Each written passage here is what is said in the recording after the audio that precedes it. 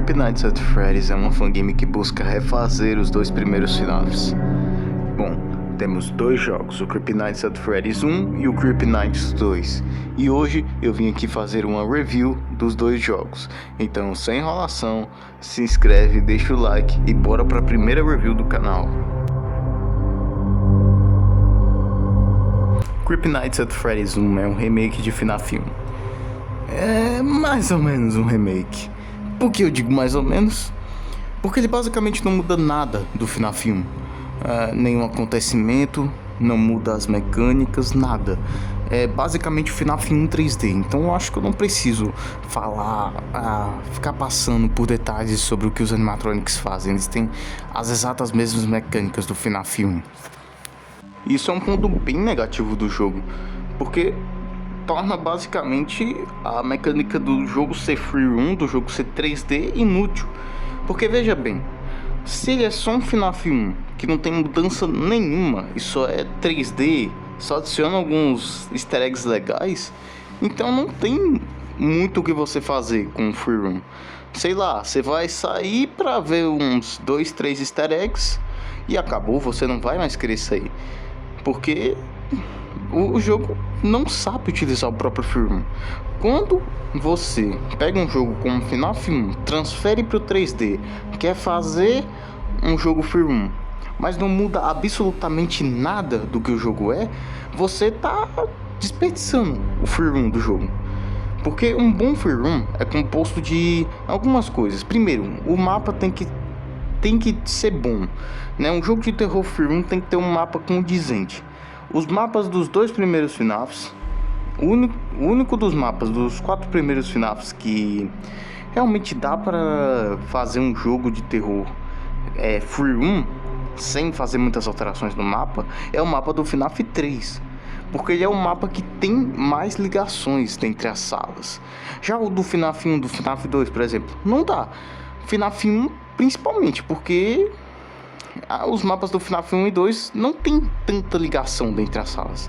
Todas elas só tem uma entrada e essa mesma entrada é a única saída. Não dá para fazer boas perseguições com isso, porque só tem duas opções: ou você vai entrar em uma sala e vai morrer, ou você já vai ter o caminho pronto para o escritório. Você não vai ter que passar por uma parte, você não vai ter outro caminho para poder chegar, tá ligado? Você não vai ter que fazer um caminho inteiro, elaborar uma estratégia para conseguir passar. Não, você vai sair da sua sala, o animatrônico vai te perseguir, você volta, fecha a porta e acabou, tá ligado?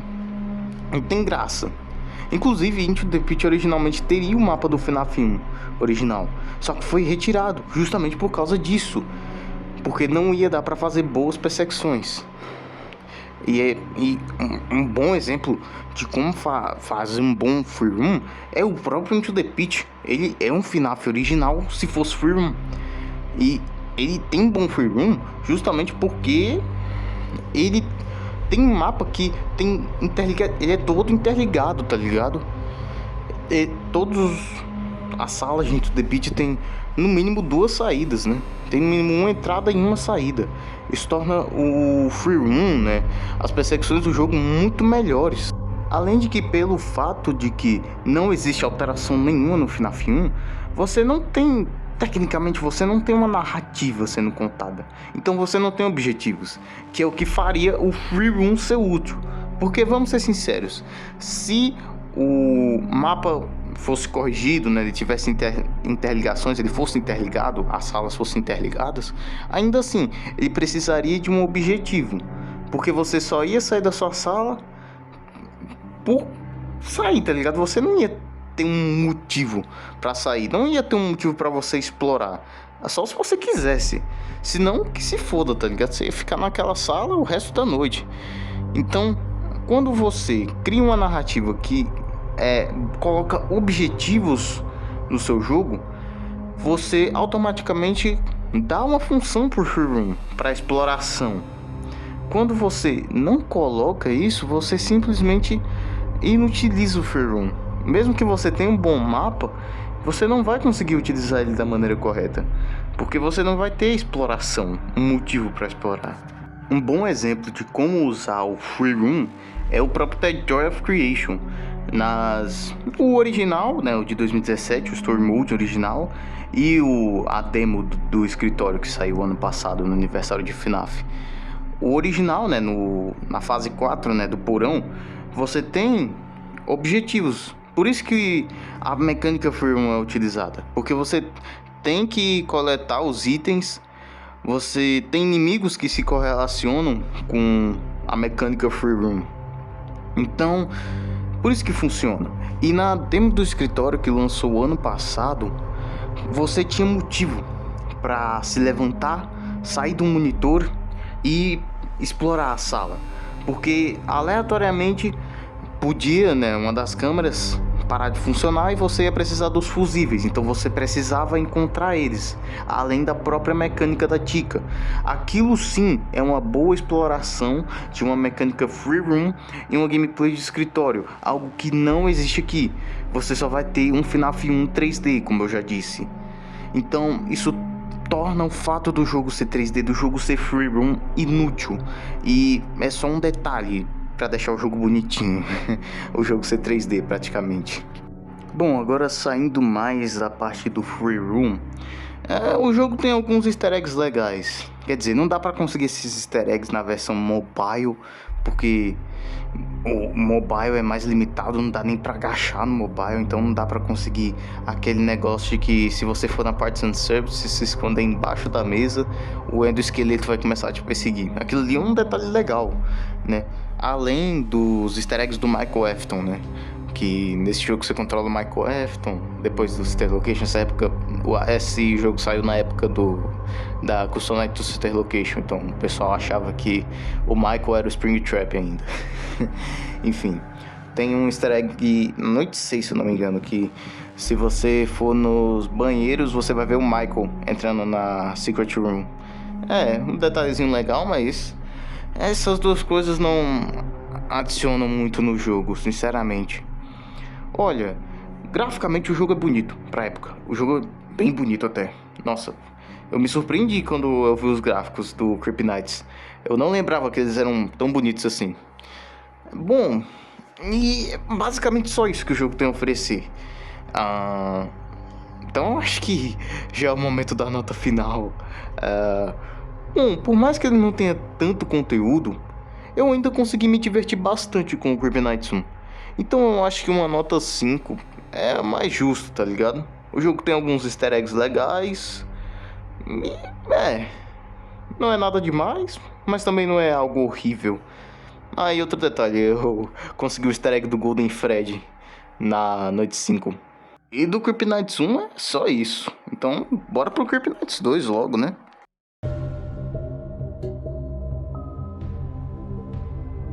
Creepy Nights 2 é um remake do FNAF 2. Surpreendentemente, nossa, que surpresa. Mas diferente do primeiro jogo, ele pelo menos muda algumas coisas do FNAF 2. E ele não é Free Room, mas isso também não afeta muito o jogo. Uma das primeiras coisas que você nota quando você inicia uma noite é que dentre cada noite tem algumas células de carregamento que dão algumas dicas de como passar das noites. Eu acho isso legal. Outra coisa que você nota é que assim que a primeira noite começa, a chamada do Phone Guy é diferente, né? Ao invés de ser as chamadas padrões, que nem é no Creepy Nights 1, não. São novas chamadas, não muda tanto das chamadas originais, mas tem suas diferenças, por mais que sejam a mesma base, né, dos diálogos, enfim. Bom, e outra coisa que você nota é que tem novas mecânicas, se esconder embaixo da mesa. Isso aí é algo que eu vou falar mais tarde no vídeo. Quando você abre as câmeras, você percebe que o flash funciona diferente nesse jogo. Enquanto no FNAF 2 original era realmente como uma lanterna e pá, aqui não, você é realmente assim como um flash, né? Você vai apertar o botão pra dar o flash, vai esclarecer a sala e você vai ter que esperar um tempo para poder usar de novo. Isso aí é usado na mecânica do Fox e do Balloon Boy, enfim. E eu acho que é só isso que muda. Quer dizer, quando você abre o jogo, né? E também tem a câmera da entrada do local. Pelo menos dá mais sentido pra construção do FNAF 2. Mas ainda não tem a caralha da cozinha. É foda. Como aqui as coisas de fato mudam, eu acho que é justo eu falar as mecânicas dos animatronics. Na noite 1, os Toy Animatronics se movem, eles têm as mesmas mecânicas do FNAF 2. Quando eles entrarem na sua sala, só coloca a máscara e eles vão embora. Na noite 3, os Wiffords começam a se mover, e o Balloon Boy também começa a se mover.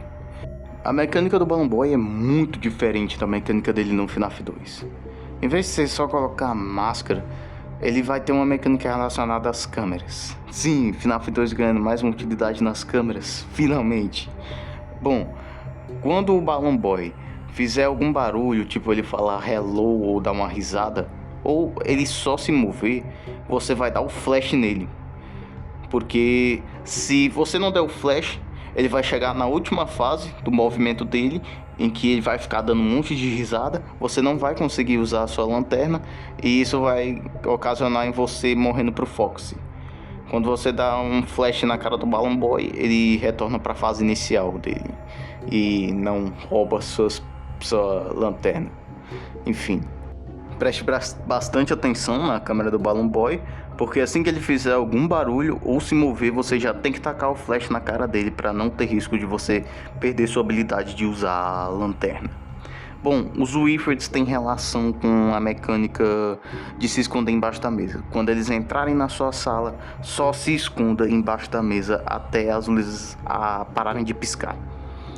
E o Fox e o resto dos animatronics têm a mesma mecânica do FNAF 2 original. Enfim,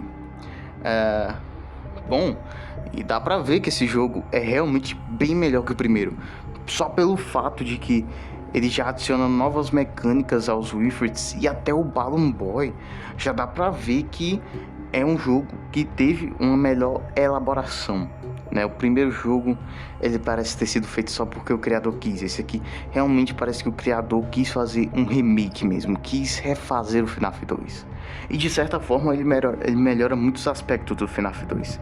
Ele dá mecânicas diferentes para os Wiffords, e além disso ele dá mecânica diferente pro Balloon Boy. Em muitos remakes do FNAF 2, o Balloon Boy é esquecido, né? Ele só tem a mesma mecânica de sempre, de roubar as pilhas e só. Mas eu não diria que esse jogo conserta 100% do FNAF 2. Por quê? Porque você ainda fica preso em só duas câmeras. E em 90% do tempo você vai estar na câmera da Puppet. Você só vai na câmera do Balloon Boy de vez em quando para counterar ele. Você não vai ficar olhando 100% do tempo para ele e para Puppet. Não, você vai ficar olhando a maioria do seu tempo para Puppet e de vez em quando para o Balloon Boy. Então, por mais que ele dê mais função às câmeras, ele ainda não consegue fazer uma utilização tão boa dessas câmeras. Eu acho que uma boa forma de utilizar essas câmeras seria se a mecânica dele fosse: o Balloon Boy de vez em quando vai dar uma risada. E quando ele der essa risada, ele vai se mover em alguma das câmeras. Você vai procurar ele e dar um flash nele. Simples, é quase a mesma coisa do original, só que mais elaborado de certa forma. Enfim, eu gostei bem mais desse jogo do que do primeiro jogo. Eu achei bem mais criativo, bem mais elaborado, bem mais, como posso dizer, variável, não. Ele tem uma variedade maior de mecânicas. Eu acho que a minha nota para esse jogo fica entre um 6,5 e um 7.